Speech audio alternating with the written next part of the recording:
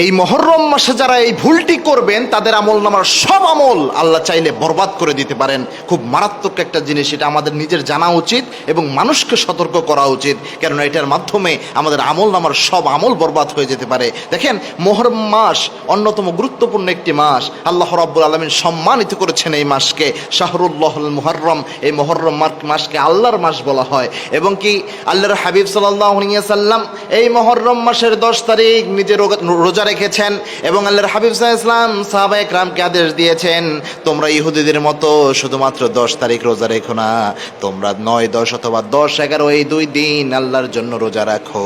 এই 2 দিন রোজা রাখো, যেহেতু এই দিন মুসা আলাইহিস সালামকে আল্লাহ রাব্বুল আলামিন ফেরাউনের কবল থেকে, বিপদ থেকে আল্লাহ উদ্ধার করেছেন, এবং যেহেতু এই দিন আল্লাহ বিপদ থেকে উদ্ধার করেছিলেন, এজন্য এই দিনে আমরা অনেক সময় অনেক আলেমরা বলে থাকেন যে বেশি বেশি এই দিনে দোয়া করবেন, কেননা এই দিন আল্লাহ রাব্বুল আলামিন বিপদ থেকে উদ্ধার করেছিলেন মুসা আলাইহিস সালামকে। সুতরাং গুরুত্বপূর্ণ একটা মাস হচ্ছে এই মুহররম মাস। কিন্তু সবচেয়ে আফসোসের বিষয়, দুর্ভাগ্যের বিষয়, বাংলাদেশে এমন কিছু মানুষ রয়েছে যারা এই মুহররম মাসে এই 10 তারিখ আসলেই বা এই সময়টা আসলেই পুরো মুহররম মাস জুড়েই তারা কিছু শোক পালন করে। শোক পালনের নামে তারা হাই হুসাইন বলে নিজের শরীরে আঘাত করে রক্তাক্ত হয়, নিজেকে নিজে রক্তাক্ত করে।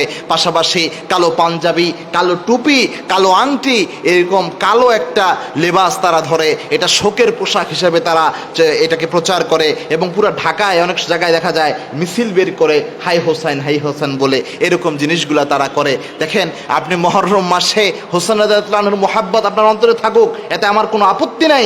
অবশ্যই নবীর নাতির মুহাব্বত অন্তরে থাকতে হবে। তবে নবীর নাতিকে মুহাব্বত করে এই যে নতুন একটা ট্রেডিশন আপনি চালু করলেন, নতুন একটা আমলি সিস্টেম চালু করলেন, নতুন কিছু নাশিদ তৈরি করে এক জায়গায় দাঁড়িয়ে ওই নাশিদগুলো গাইলেন আর নিজেকে হাই হোসেন বললেন, অনেক জায়গায় কালো পোশাক আপনি পরিধান করলেন, এই জিনিসগুলো যে করলেন এটার রেফারেন্স কোথায়? এবং পাশাপাশি দেখা যায় এই সময় অনেক মসজিদগুলোকে চাকচিক্যমণ্ডিত করা হয়, বিভিন্ন জায়গায় তোবারকের আয়োজন করা হয়। এরকম অনেক ধরনের অনেক কালচার বর্তমান সমাজে পাওয়া যায়, যেগুলো একটার সাথেও রাসূলুল্লাহ সাল্লাল্লাহু আলাইহি ওয়াসাল্লামের কোনো সম্পর্ক নাই, সাহাবা একরামের কোনো সম্পর্ক নাই। রাসূলুল্লাহ সাল্লাল্লাহু আলাইহি ওয়াসাল্লামের ইন্তেকালের পর যত সাহাবী এই পৃথিবীতে ছিলেন, কোনো সাহাবীর মাধ্যমে এরকম কোনো কিছু ইসলামের মধ্যে পাওয়া যায় না। এই সবগুলো নব্য বানানো জিনিস।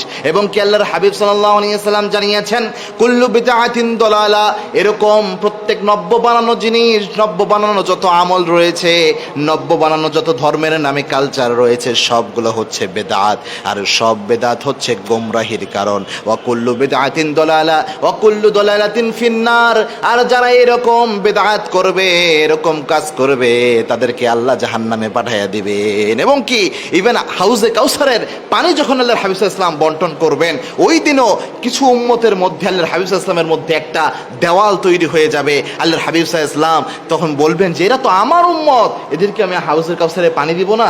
ওই সময় ফেরেশতারা বলবে না, ইয়া রাসূলুল্লাহ, আপনার ইন্তেকালের পর এই লোকেরা আপনার দ্বীনের মধ্যে, ইসলামের মধ্যে নতুন নতুন আমলের সৃষ্টি করেছে, এরা আপনার প্রকৃত উম্মত হতে পারে না।